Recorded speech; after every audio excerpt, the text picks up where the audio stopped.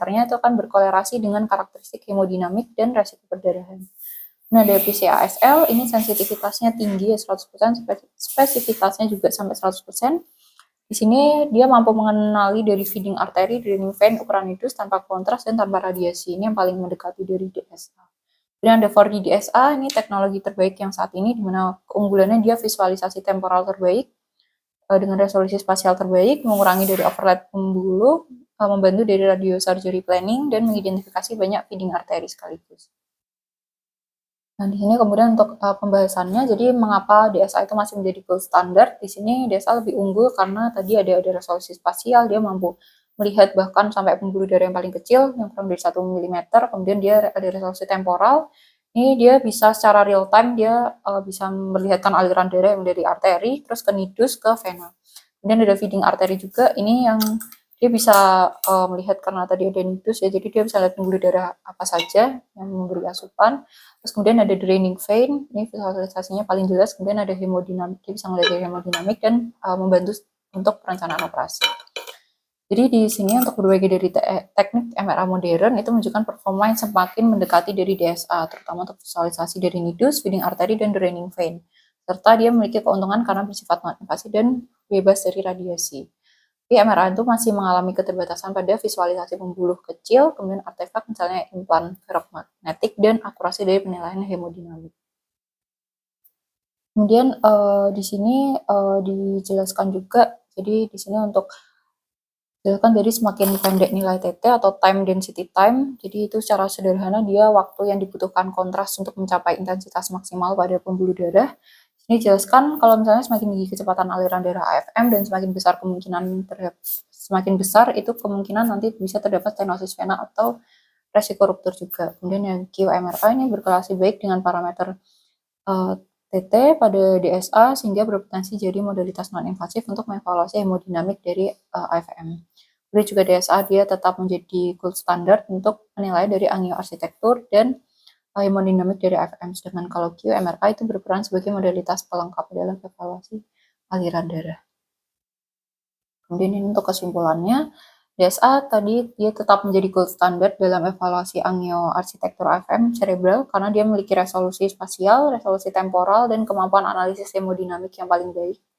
Nah, di sini ada berbagai teknik MRA modern, tadi ada silent MRA, ASL, PCASL, SWI, QMRA, dan 4D MRA, yang dimana menunjukkan performa yang semakin mendekati dengan DSA, terutama untuk visualisasi dari nidus, feeding artery, dan draining vein.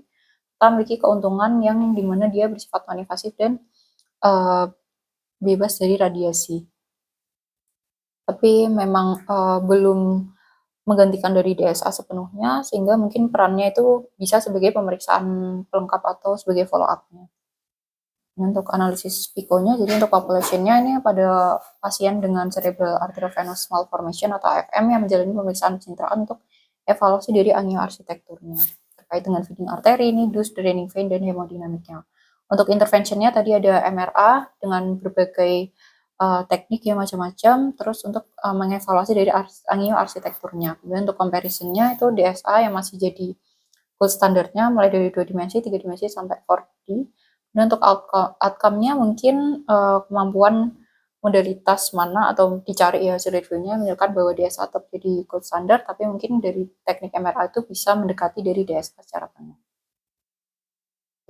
Ini untuk critical appraisal-nya.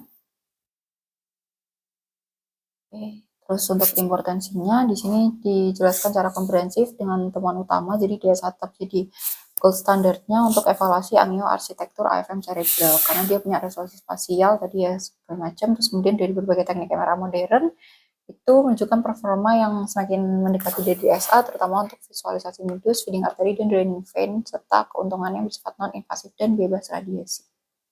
Dan untuk applicability-nya, apakah dari hasil penelitian itu bisa diterapkan pada pasien atau populasi yang diteliti?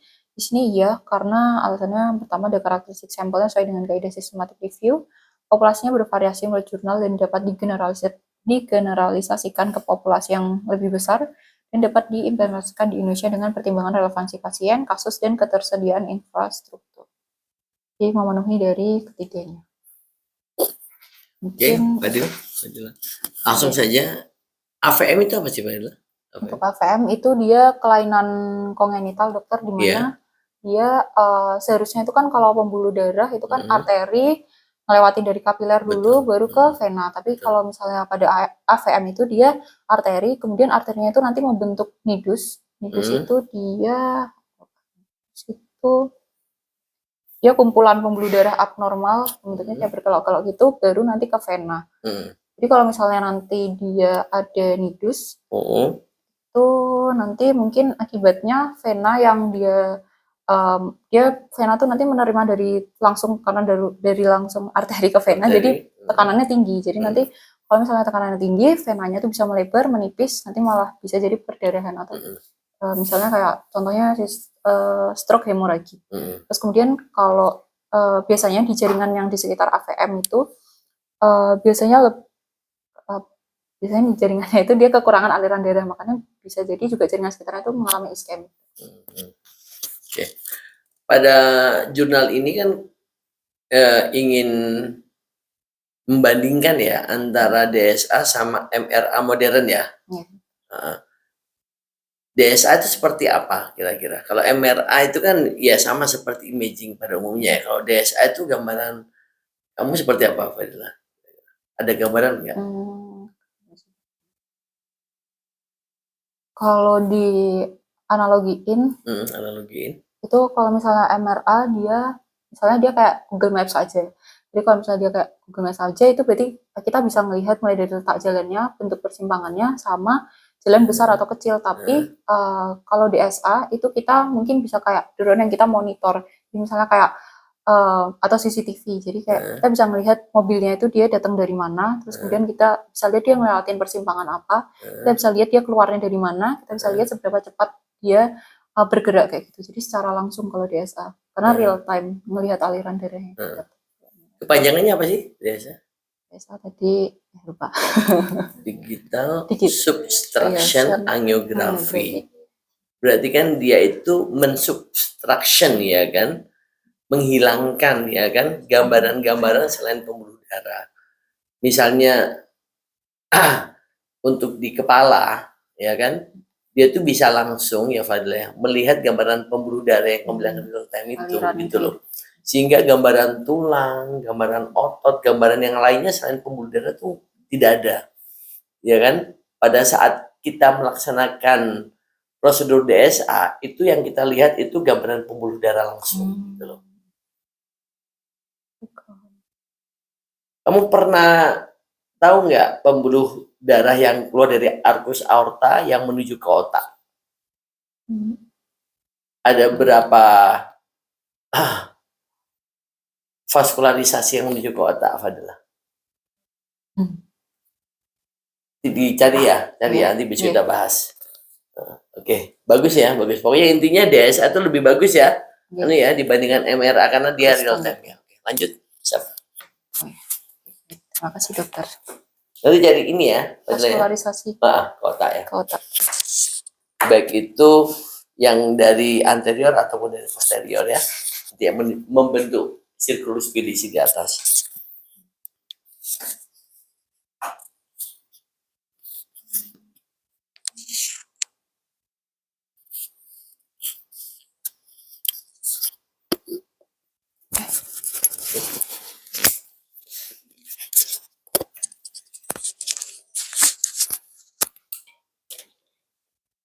Baik, Assalamualaikum warahmatullahi wabarakatuh. Sebelumnya terima kasih Dr. Soleh karena telah meluangkan waktunya untuk jurnal reading pada malam hari ini dengan judul Plasma Exchange PE versus Intravenous Immunoglobulin IVIG for the Treatment of Guillain-Barré Syndrome in Patients with Severe Symptoms, a Systematic Review and Meta-Analysis.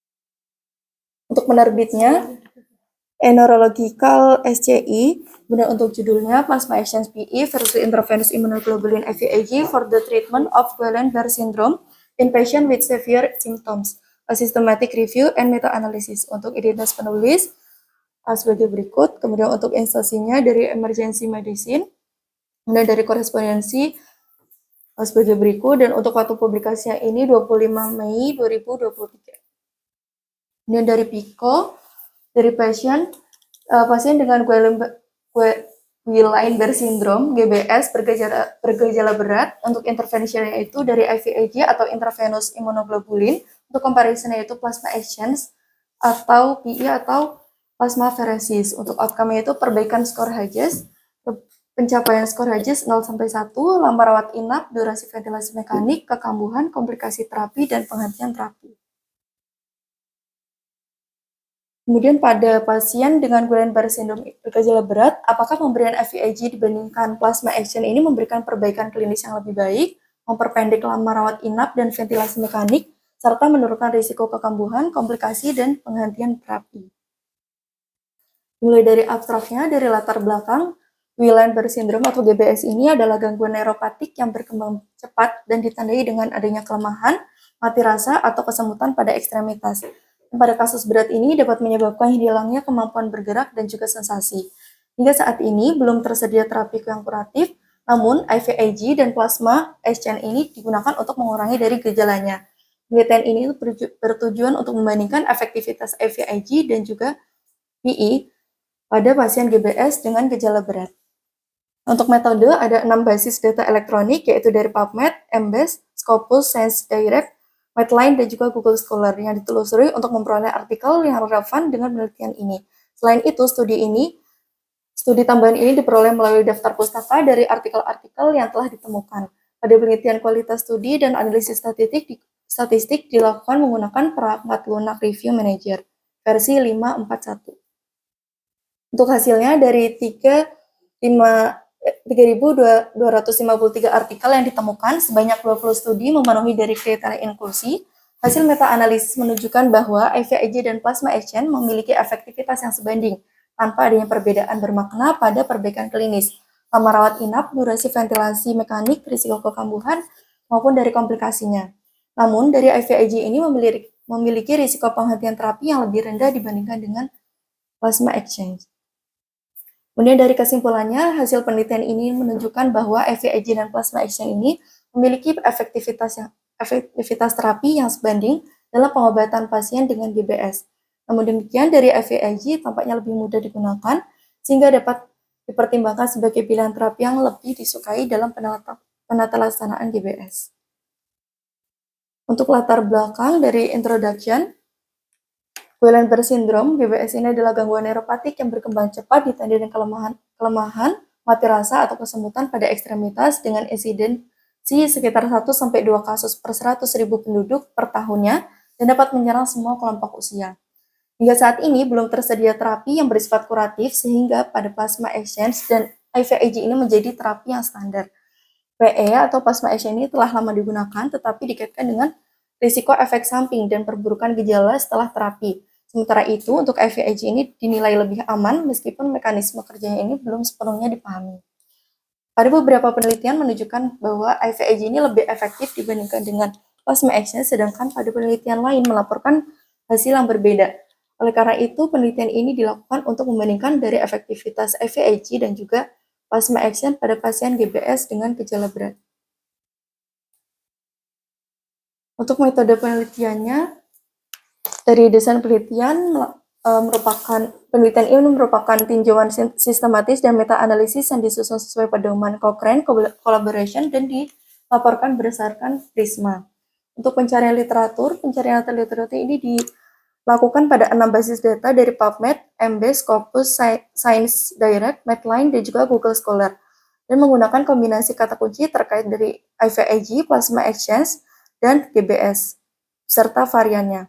Untuk kriteria inklusi dari artikel berbahasa Inggris yang membandingkan IVIG dengan plasma exchange pada pasien GBS dengan lebih dari sama dengan 10 peserta. Untuk kriteria eksklusi, studi yang tidak memenuhi kriteria seperti dari tinjauan pustaka, laporan kasus, abstrak, surat kepada editor, dan penelitian hewan dikeluarkan. Untuk ekstraksi data, 2 penelitian secara independen mengekstraksi data yang meliputi penulis, tahun publikasi, karakteristik peserta dari jumlah, sampel, usia, dan juga jenis kelamin, dosis intervensi, dan luaran penelitian. Untuk penilaian outcome-nya ini dari luaran utama, efektivitas terapi, dan untuk luaran sekunder meliputi dari lama rawat inap, durasi ventilasi mekanik, komplikasi terkait terapi, angka kekambuhan, dan juga penghentian terapi. Untuk penilaian outcome, Efektivitas terapi dinilai berdasarkan dari perbaikan skor Hughes lebih dari sama dengan 1 tingkat dalam 4 minggu dan kemampuan berjalan tanpa bantuan. Untuk penilaian kualitas, heterogenitas antar studi dianalisis menggunakan statistik. Di pangkat 2, kemudian kualitas studi dinilai dengan Cochrane Risk of Bias Tool dan diklasifikasikan menjadi kualitas yang baik, cukup, dan buruk berdasarkan standar Agency for Healthcare Research and Quality.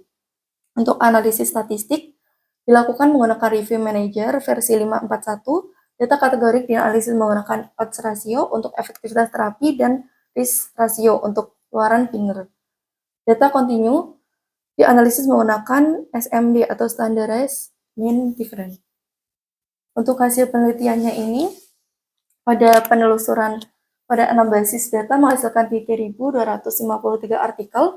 Setelah menghapus dari 1.156 artikel duplikat, tersisa 2.097 artikel untuk proses penyaringan judul dan juga abstrak. Sebanyak 598 artikel memenuhi tahap penyaringan, namun pada 137 artikel yang dapat dievaluasi kelayakannya. Berdasarkan dari kriteria inklusi dan eksklusi, 20 studi akhirnya dimasukkan dalam meta-analisis. Untuk tabel 1 menyajikan dari karakteristik studi yang meliputi dari karakteristik peserta, regimen IVIG, dan juga plasma exchange, luaran penelitian, serta dari kualitas studinya. Sebagian besar penelitian ini menggunakan IVIG 0,4 gram per kilogram berat badan per hari selama 5 hari, sedangkan regimen PE-nya ini bervariasi. Kualitas studi didominasi oleh kategori fair atau sedang dengan beberapa studi berkualitas good dan poor. Untuk outcome primer, efektivitas terapi. Dari efektivitas terapi ini dinilai berdasarkan penurunan minimal 1 tingkat pada skor Hughes dalam 4 minggu atau pencapaian skor Hughes 0 sampai 1 setelah pengobatan. Hasil meta-analisis menunjukkan tidak terdapat perbedaan yang bermakna antara IVIG dan plasma exchange dalam meningkatkan perbaikan klinis maupun tingkat kesembuhan pasien GBS. Dengan demikian, IVIG dan PE ini memiliki efektivitas yang sebanding dalam pengobatan GBS. Dari lama rawat inap dan durasi ventilasi, sebanyak 9 dari 20 studi mengevaluasi lama rawat inap atau perawatan di ICU ini pada pasien yang menerima IVIG maupun plasma exchange. Hasil meta-analisis menunjukkan bahwa pasien yang mendapat IVIG cenderung memiliki lama rawat inap yang lebih singkat, tetapi perbedaannya tidak bermakna secara signifikan dibandingkan dengan PE. Selain itu, dari analisis terdapat 5 studi yang menunjukkan bahwa durasi ventilasi mekanik juga tidak berbeda dari kelompok IVIG dan juga PE. Dengan demikian, IVIG dan PE ini memberikan hasil sebanding dalam rawat inap maupun dari durasi ventilasi mekanik. Kemudian dari komplikasi, penghentian terapi dan jangka kekambuhan, sebanyak 4 studi mengevaluasi komplikasi terkait dari terapinya. Hasil meta-analisis menunjukkan bahwa tidak terdapat perbedaan bermakna risiko komplikasi antara kelompok IVIG dan PE. Risiko kekambuhan cenderung lebih rendah pada kelompok IVIG dibanding